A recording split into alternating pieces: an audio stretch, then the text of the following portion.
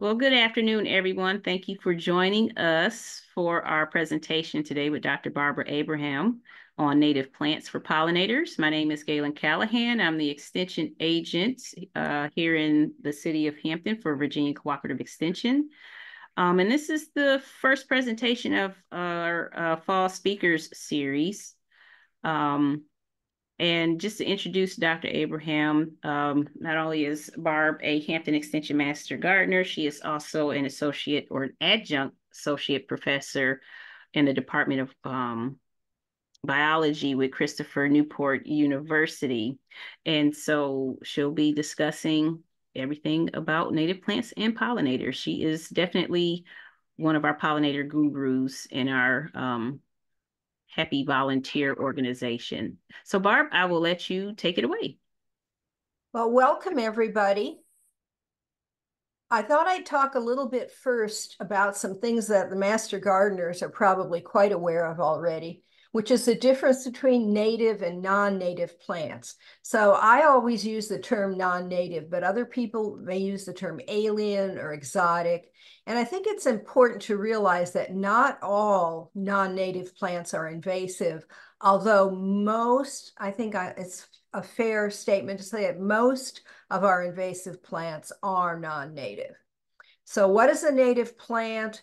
The species of plant originated in the area that they're in when you're looking at them, not the individual plants, but the whole species.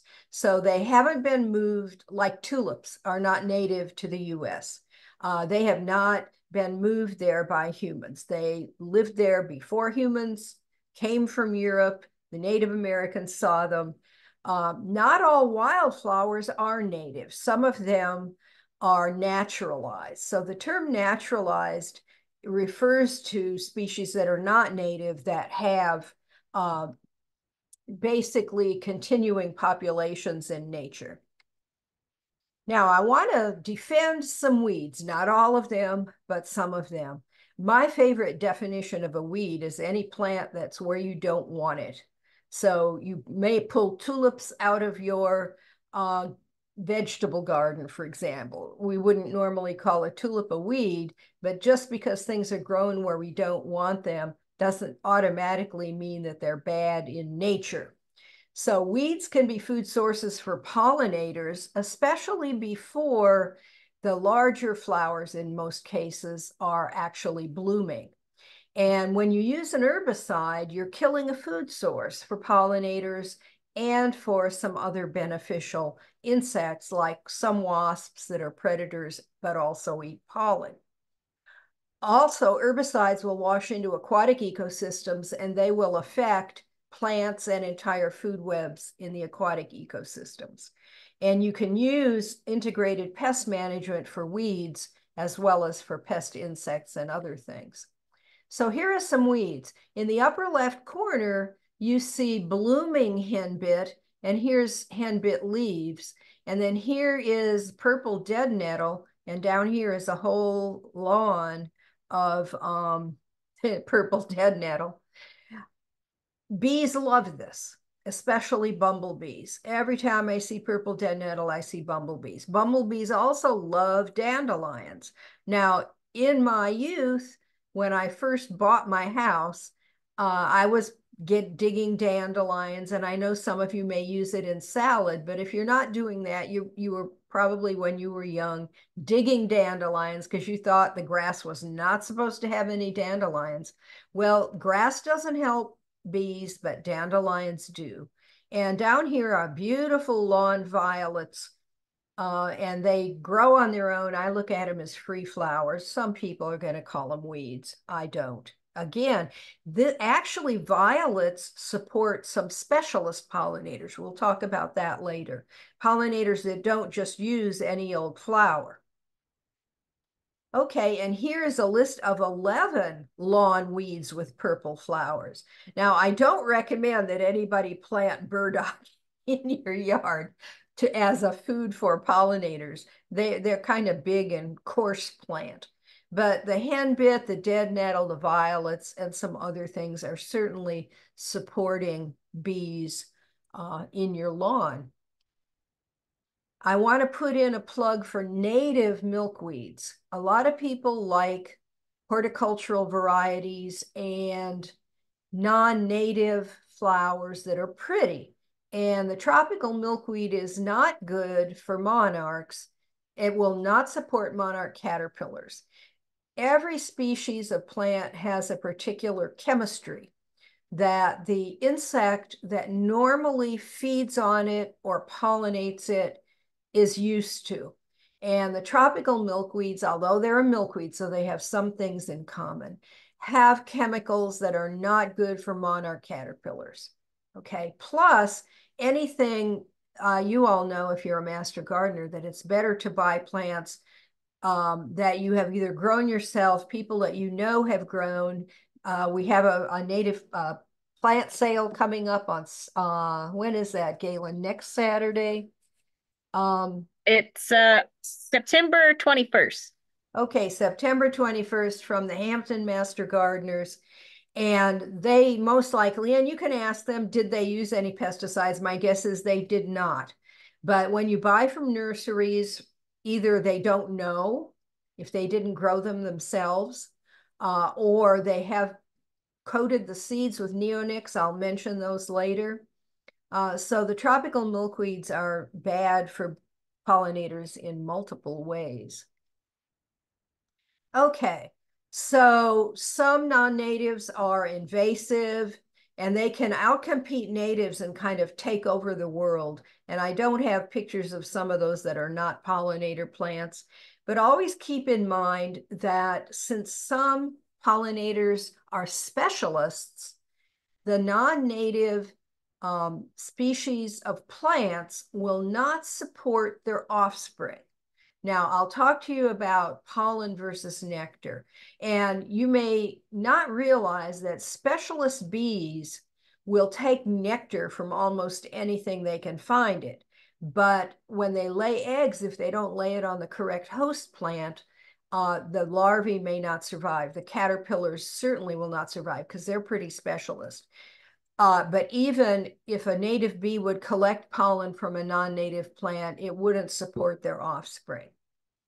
Okay, so here's butterfly bush. People love butterfly bush. It's named that way for a reason. It attracts butterflies, but it will only support the adults. It will not support their reproduction. Caterpillars cannot live on butterfly bush. It's a non-native plant.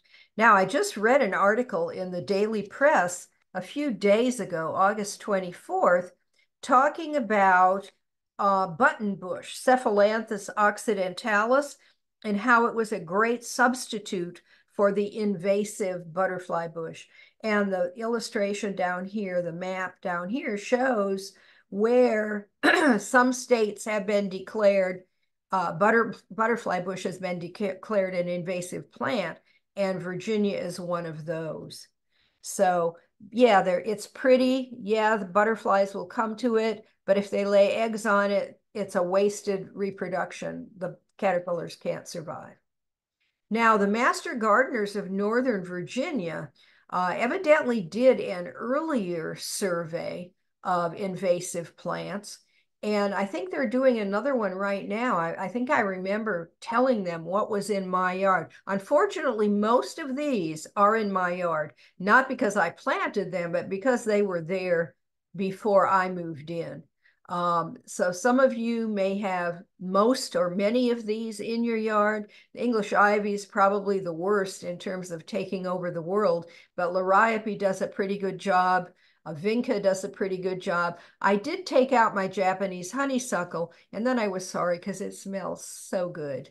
The native coral honeysuckle, which is the replacement plant, which is great for hummingbirds and moths. It doesn't have an odor, unfortunately. So these are some invasive plants. Nandina is another one that tries to take over the world. Heavenly bamboo.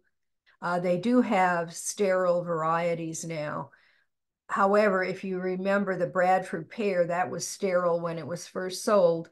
And what did they say in Jurassic Park? Nature finds a way. They are now reproducing, and they're terribly invasive and an awful plant to plant. Okay, let's talk about pollinators. in the world, there are a lot of different kinds of pollinators that you will not find in Virginia. You won't find, as far as is known to science or is known to this scientist at the present time, there are no reptiles in the US that are pollinators. The only mammals in the US that are pollinators are bats, and the bats in Virginia are not pollinators. They are insectivores, so they don't usually go to flowers. They're usually catching their prey in the air, never come into contact with the flower. In the Southwest, where cacti are prevalent, the bats there are pollinators. The only birds that we have in the US that are pollinators are hummingbirds. And in Virginia, the only resident hummingbird is the ruby throat. And we see some others during migration, or they stray into Virginia, but they're not going to do a significant amount of pollination. They're not even here when most things are blooming. So that leaves us with insects being the primary pollinators in Virginia. I always show this slide whenever I talk about pollinators because people don't realize, I think, the relative importance of different kinds of pollinators. If I were to have asked you before I showed this to you, you probably would have said bees are number one, which they are. Wasps and ants are not nearly as important. But the Lepidoptera, the butterflies, skippers, and moths are less than half as important as flies in pollinating, and they're not even as important as beetles. And there are other things like thrips that may pollinate. But that is a little factoid that you can astound your friends with, that they're not that important. We like them, they're beautiful, or at least the butterflies and the skippers are. The moths, some of them, not so much. Now, the reason I put this graphic down here, if you're a master gardener, you're very familiar with what pollination is. But I always want to tell people, remember that pollinators are not trying to pollinate anything. That's a side effect of what they're doing, which is going to the flower for food. So y'all know that the stamens produce the pollen, and the bee has to take pollen from the stamens to the female part of the plant here. And this is a honeybee, and I know that because it looks like a honeybee, and also it has the pollen in these baskets with nectar. And so this pollen is not coming back off, okay? The pollen that comes off when a bee pollinates is pollen that is randomly captured on the body hairs. And bumblebees will actually push this off and mix it with nectar to put in their pollen baskets and carry back to put in the hive. And other bees will carry it back either here under the abdomen or on the bases of the legs. But remember that the bee isn't trying to do that. So that has to do with the structure of the flower, the size of the bee, how effective that particular bee is or other pollinator is at pollination. I think one of the reasons that bees are more effective than butterflies is simply how they get their food. Bees are dealing with pollen, whereas butterflies, of course, are only dealing with nectar, right? And also butterflies may not therefore be coming into contact with the stamens as much, not getting as much. They are furry, not as furry as a bee, perhaps. Bees have Christmas tree looking hairs microscopically, so they can collect a lot of stuff on them. Okay, now this is a very important slide, and Galen tells me that she's going to put this on YouTube, and she can also send it out to you all. I'll send it to her as a PDF if you want to print out or just keep on your computer some of these complex diagrams. So if you haven't heard of pollinator syndromes, they are characteristics of different plants that appeal and attract different pollinators. Let me mention first wind pollination. A lot of people think that goldenrod will give you a pollen allergy. Not true. Okay, some people confuse ragweed with goldenrod. But wind-pollinated plants, like ragweed, okay, have abundant pollen. And that pollen, because the plant is wind pollinated, that pollen is floating around in the air where you can inhale it and it can give you an allergy. All of these other types of pollen are not floating around up in the air. It wouldn't benefit them. They would have not evolved any of these other characteristics to attract insects if their pollen was up in the air, because insects are not looking for pollen up in the air. They're looking in the flower. So anything that attracts pollinators is not going to give you an allergy unless you stick your nose in the flower. Okay, so what are these traits of the flowers that attract and reward insects? Well, first of all, the color. And take this with a grain of salt. I think most of you know that red plants will attract butterflies and red plants will attract hummingbirds. However, bees will go to almost anything. They love white plants. They love purple plants. They love yellow plants like dandelions. And will they go to red plants? Yes. They don't see red, but if they can smell it, they will go to it. So you can catch a bee on almost any color of flower given these other factors. I'm going to talk about nectar guides in a bit. Just right now, let me say that it's something that shows in the ultraviolet, which bees and other insects can see and people can't. So the flower looks different to a bee than us, and the nectar guide guides it to the nectar. Okay, odor. Notice that wind-pollinated plants don't have an odor. And the insect-pollinated plants usually do. The bird-pollinated plants don't, because birds don't smell very well or taste very well. For example, if you're using hot pepper seed in your platform bird feeders like I do, the reason that they will eat that and the squirrels won't is because the birds can't taste it or smell it. So they don't have an odor, but all the insect pollinated things have odors. Notice that the fly pollinated things do not smell good to us, whereas a lot of the other ones do, not the beetle ones either. Okay, so nectar. I'll talk about pollinator, particularly bee nutrition in a bit, but nectar is something that pollinators use for energy. It's carbs, okay? Carbs and fats and oils. So nectar is usually found in anything that insects are going to pollinate. And pollen, of course, they wouldn't be pollinators if it didn't have pollen. So you can have a lot of pollen in some of these insect pollinated plants, but again, it's not up in the air. It's not going to give you an allergy. Flower shape. Okay, if it's going to be bat pollinated, it had better be open at night. And I'm not going to talk any more about bats because the ones here are not pollinators. Bees, on the other hand, and most of these other pollinators are diurnal, meaning they're active in the daytime. Bees can use dandelions and other shallow flowers, or they can use tubular flowers. And they frequently land on the flower, which is another reason that they're a great pollinator. They're getting involved with the anthers, getting pollen on them, and then carrying it to the next plant. Beetles. I tend to think of magnolia trees whenever I think of beetle pollination. There are lots of others. Okay, birds are going to land. Hummingbirds will even land in some cases. In many cases, of course, they hover. And you know that they use funnel-like flowers, like the coral honeysuckle, for example. Butterflies may land on the petals, but they're not going to be crawling or walking through the pollen like bees do, which is one of the main reasons that they are not as good a pollinator. Flies, okay. We don't usually think of flies. You may be familiar with flower flies or syrphid flies or hover flies.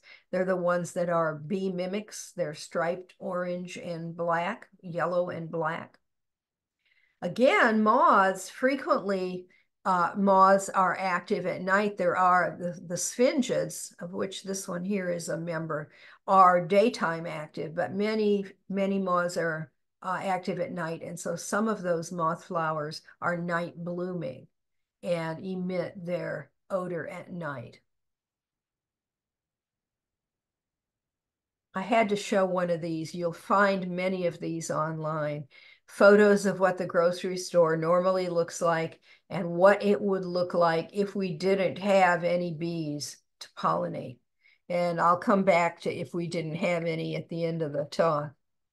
Now, I know this is too small to be very readable, but I had to show it to you. It comes from pollinator.org.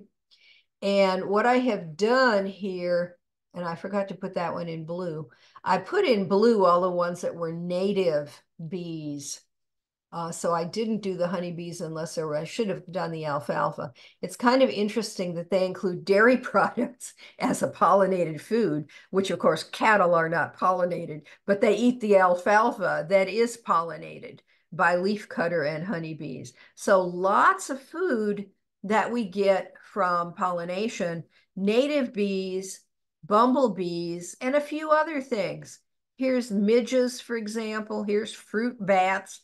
Obviously, we don't have native coconuts or native fruit bats. Keep in mind that before honeybees were brought over by European settlers, what was pollinating the food that was available in this country then? It was native bees. Of course, some of our food crops are not native to this country, and so honeybees go to town on those. That may be one of their native food sources.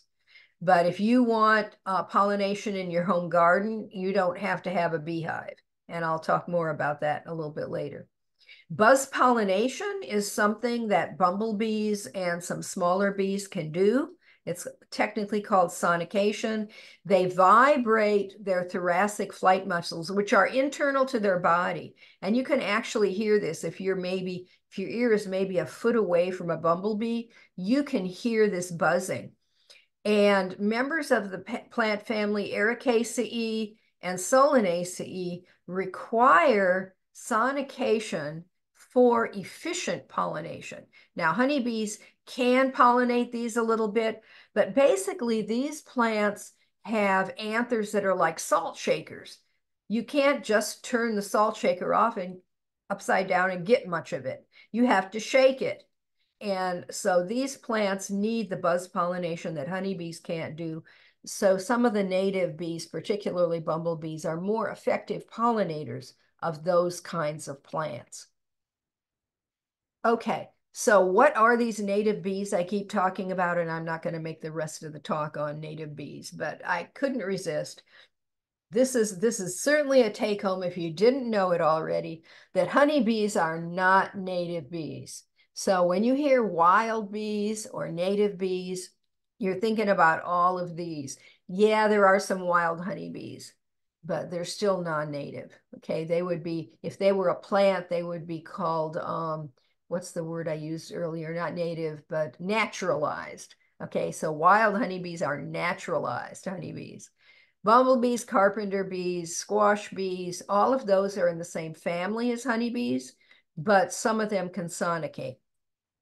Sweat bees are in family Halictidae, mining bees, Andrenidae. A lot of these guys are specialists, which I'll talk about in a bit.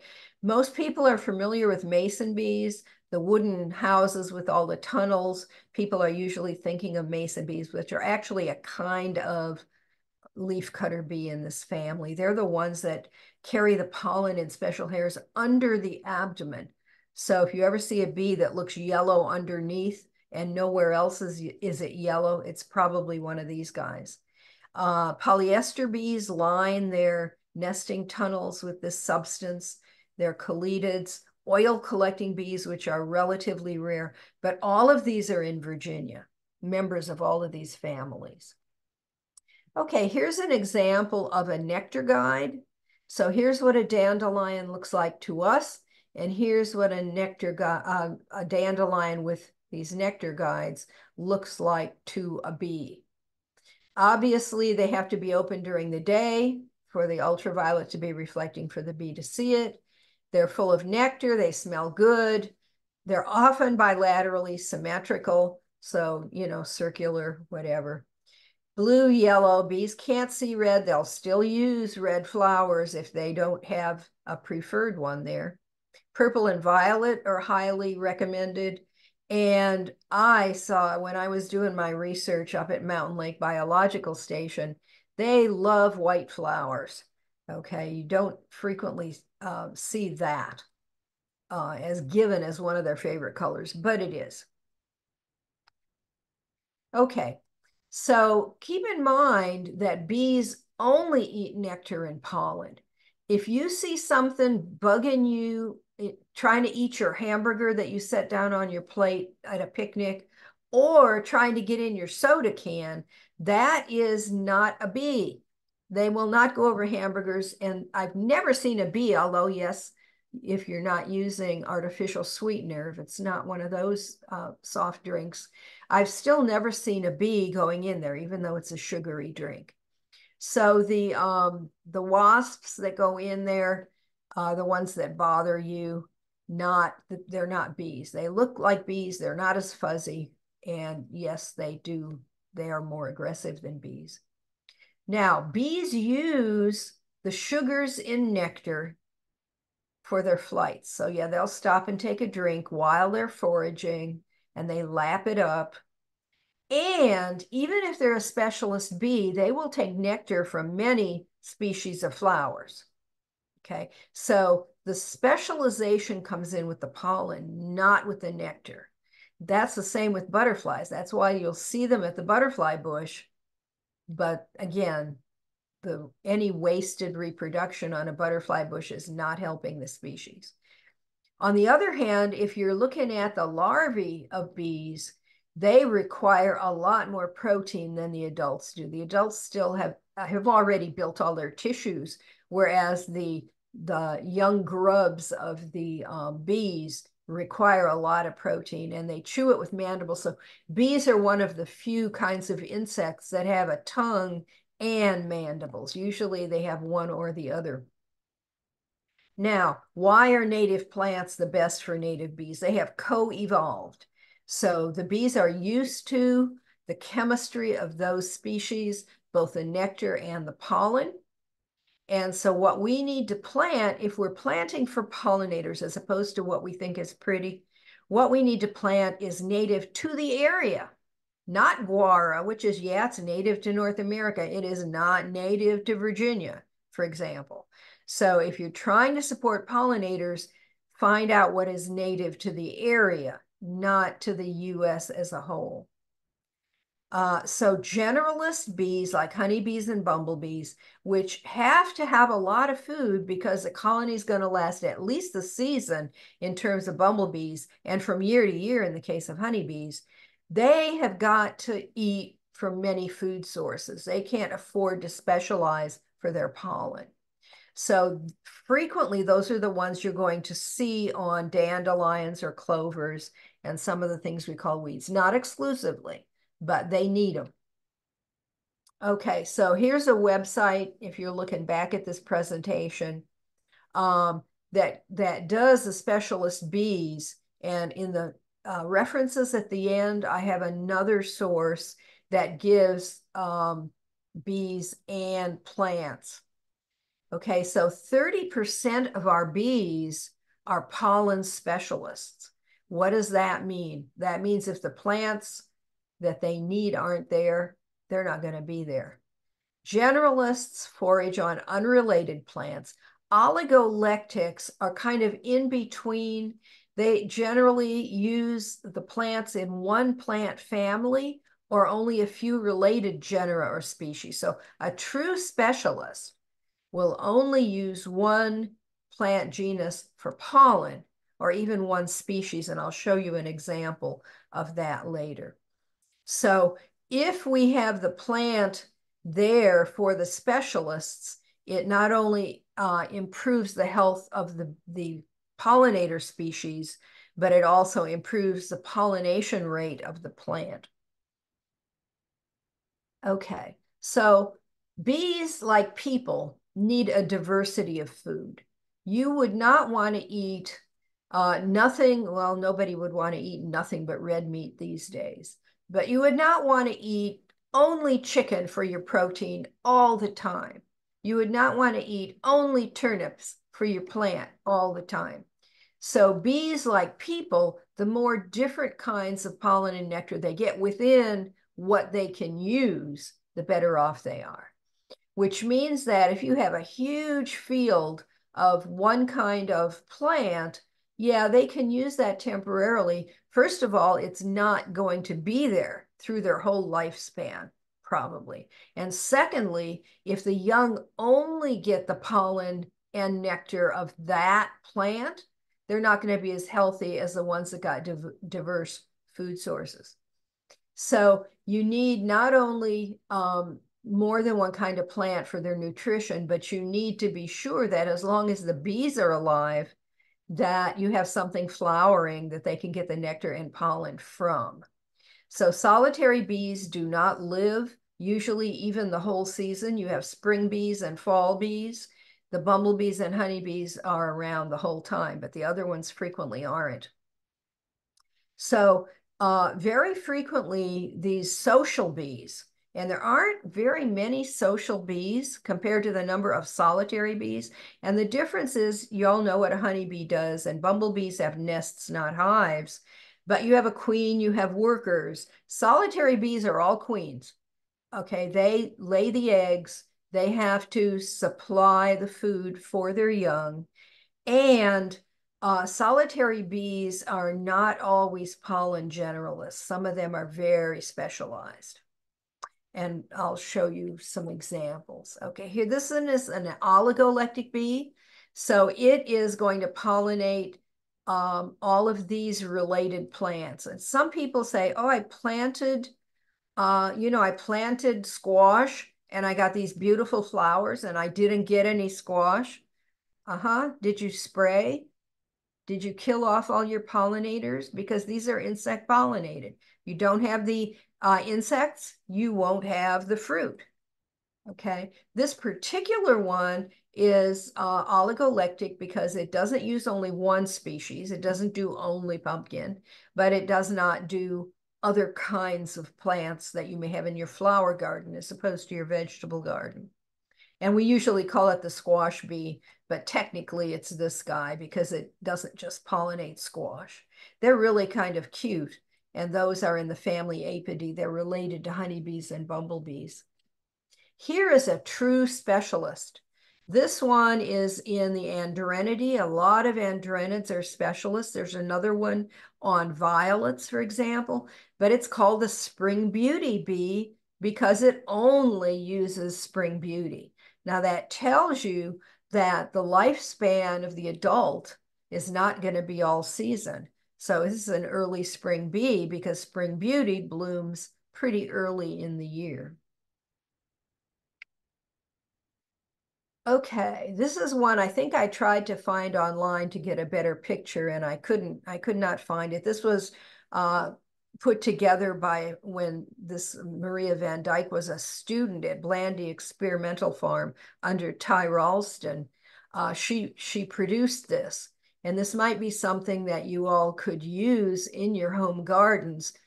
The take home from this, if you're not trying to figure out what to plant when, is that there are very few pollen and nectar sources early in the year, most of them being woody plants. Okay, and there are also very, very few late in the year. Asters and goldenrods are usually just about it for blooming very late in the year.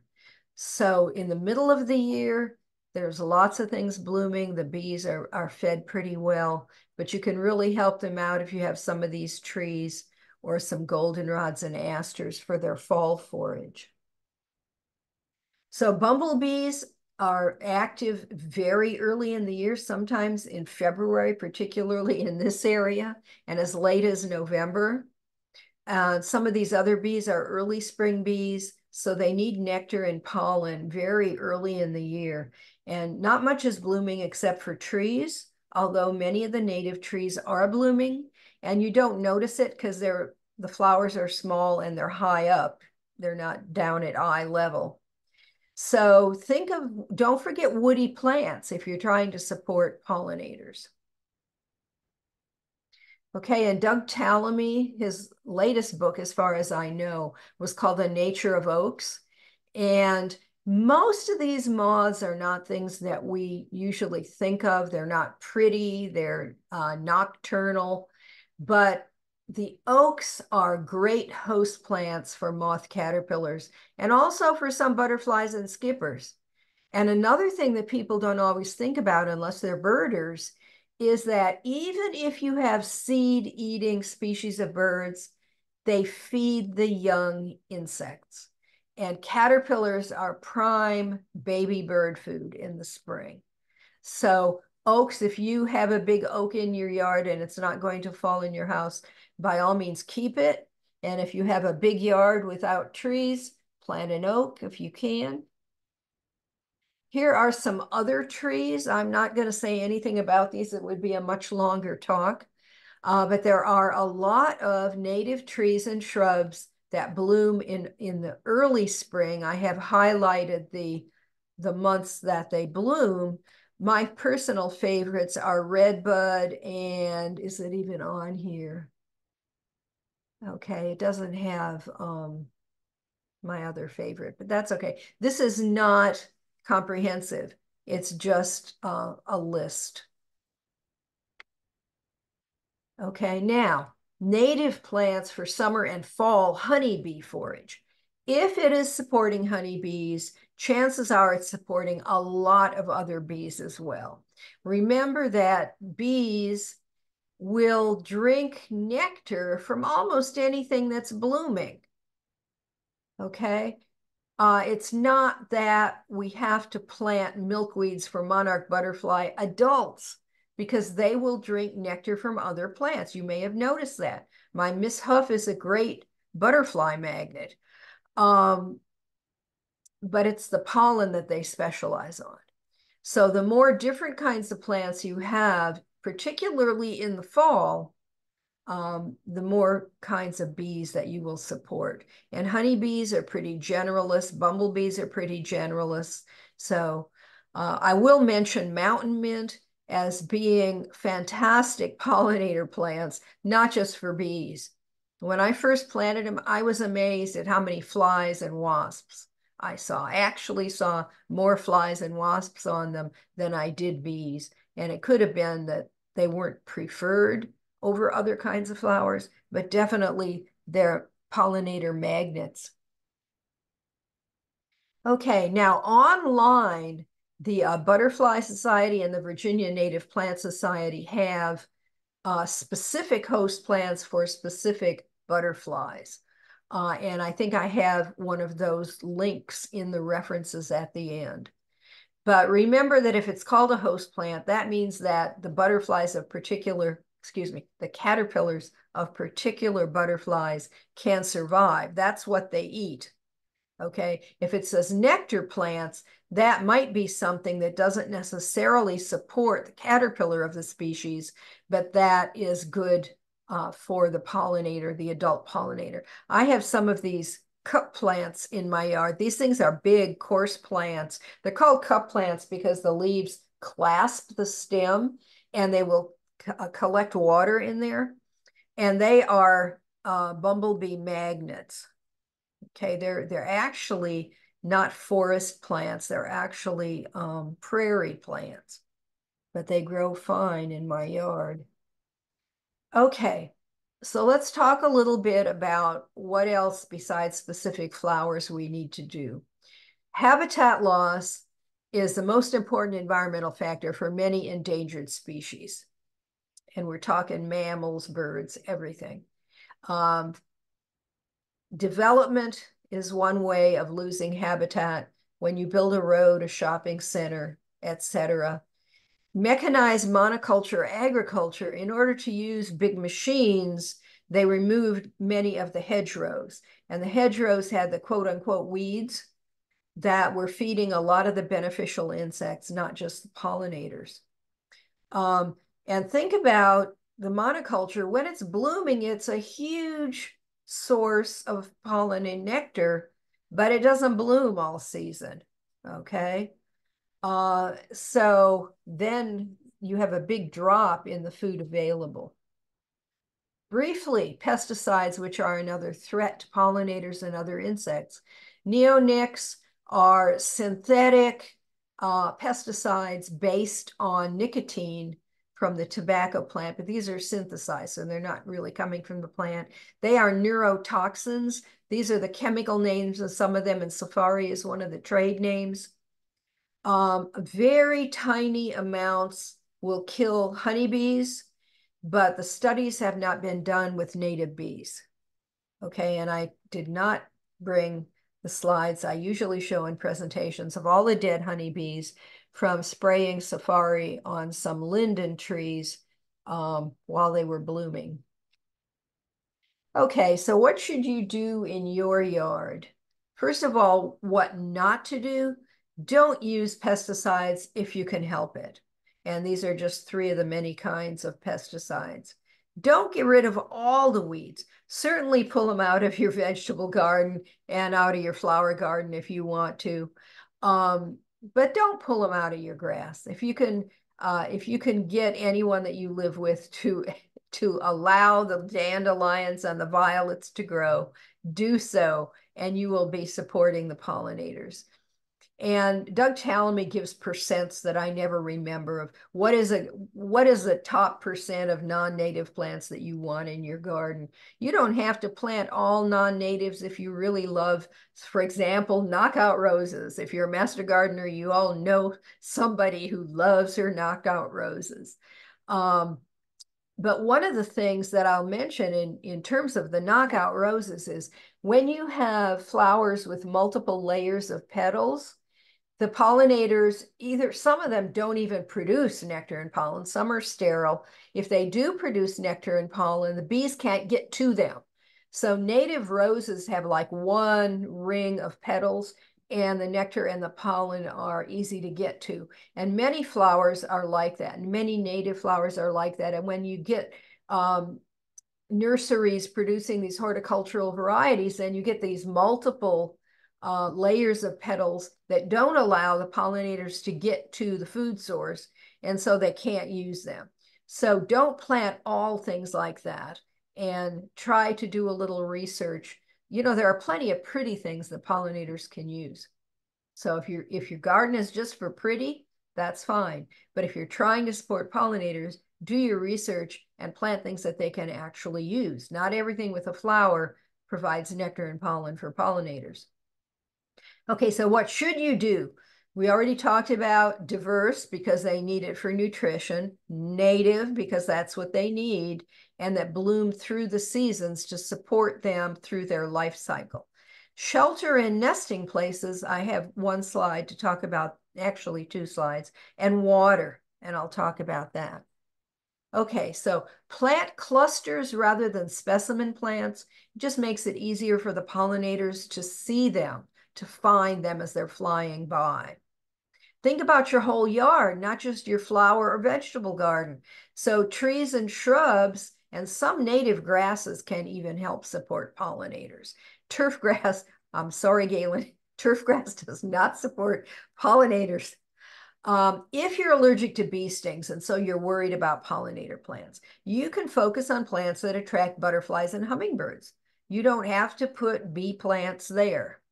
Focus on plants that will attract these guys. Look back at the pollinator syndrome slide. And I haven't talked about bee anatomy, but some have much longer tongues than others. You would expect that the bigger ones have longer tongues, but some of the smaller ones have tongues almost as long as their body. It's incredible. So some of them can use the very deep corolla tube flowers as well as the flat ones, and some can only use the flat ones. And here is a website that will give you specialist bees with their specialist flowers in this area. Okay, 70% of native bees. Remember, I talk so much about bees because they're responsible for more pollination than anything else. 70% are ground nesting, 30% are cavity nesting. So don't mulch every inch of bare ground that you have. Leave some bare ground for these bees. Why? Because they're not going to fly to the nearest bare ground. In some cases, they're not going to fly out of your yard. Honeybees can fly something like 3 miles, I think the figure is. Most of these native bees, their flight distance is measured in hundreds of yards, okay, hundreds of meters. They don't fly very far compared to honeybees. Now, the hollow plant stems, if you clean up your garden too early, you're going to kill them all, and I have slides on that. But carpenter bees, which most people don't like, but they're great pollinators, and leafcutter bees are cavity nesting, and then the mason bees, of course, will use the bee houses. Xerces society is named after the first butterfly that was documented as going extinct. I think it was called the Xerces blue. And so they named, it's the Xerces Society for Invertebrate Conservation. Bee City, USA is an initiative of this society. So if you go, they have incredible amount of information on native plants, on pesticides, on native pollinators, not just bees. Okay, so here's when to clean up your garden, when not to clean up your garden. If it's time to plant tomatoes, if your grass needs to be mowed regularly, if the apple trees have done with their blooming, okay? So the longer basically that you can tolerate your messy garden, the better, because all of those stem nesting or cavity nesting bees are going to go away with the yard waste pickup. And here's a graphic of the same thing showing the blooming time for these trees and the emergence time of the native bees. So you can see that waiting till these things are done blooming will still get some, but it won't get most of them. Okay, winding up here. Principles for pollinator gardens. Blooms through the season, more than one kind of plant blooming at the same time. Patches rather than single plants. Natives, I emphasize that one. And do your research. If you're interested in biodiversity, you may want to plant some specific plants like spring beauties, for example, that specialist bees use, or violets, not African violets, native violets. Don't use pesticides unless absolutely necessary. Don't mulch every inch. Leave some dead stems over the winter. And you can put rocks in your bird bath or make a special bee bath, which is actually for drinking, not for bathing. Okay, use integrated pest management, or IPM. I think a lot of people don't think ahead of time about how many holes in the leaves of their garden vegetables are tolerable. Okay, so if you have a flower garden, you don't want holes in your leaves. If you have a vegetable garden that you're either selling or eating, you don't want holes in your leaves. But where's your tolerance limit? You know, you're not going to, from seeing one Japanese beetle, you're not going to spray your whole yard. You need to know what the pest is and then what you can do about it. So are you going to hand pick it? I always hand pick my Japanese beetles and just step on them. Time of planting, you all have heard right plant, right place. If you plant it at the wrong time or the wrong place, the plant is going to be more susceptible to insect damage. Biological control. You can, you know, everybody knows about ladybugs and praying mantises, but there are things there that you don't have to put there, including those. So if you spray for your pest insects, you're killing everything. Almost every insecticide is broad spectrum, meaning if it kills the bad guys, it will also kill the good guys. There are exceptions, but you should know what they are before you spray. Okay, so use the specific ones if you can. And of course, don't let it drift into your neighbor's yard if you're trying to be a good neighbor. Okay, so here are a few websites. I didn't this is just too much to put in a slide, and I didn't want to be very specific. So here are the tidewater butterflies and the native plants that are the host plants for them. And Heather Holm is a great pollination biologist. Her most recent book is on wasps. The Xerces Society, Bee City, et cetera, et cetera. I'm not going to go through all of that. And if you don't like websites, here are some books. I've had this one for a long time, Native Alternatives to Invasive Plants. It gives you one for one. So that is a really great source if it's still in print. I'm not even sure. And these are just a very few. So anything by Doug Tallamy, anything by Heather Holm is going to help you out in your garden. Okay, any questions?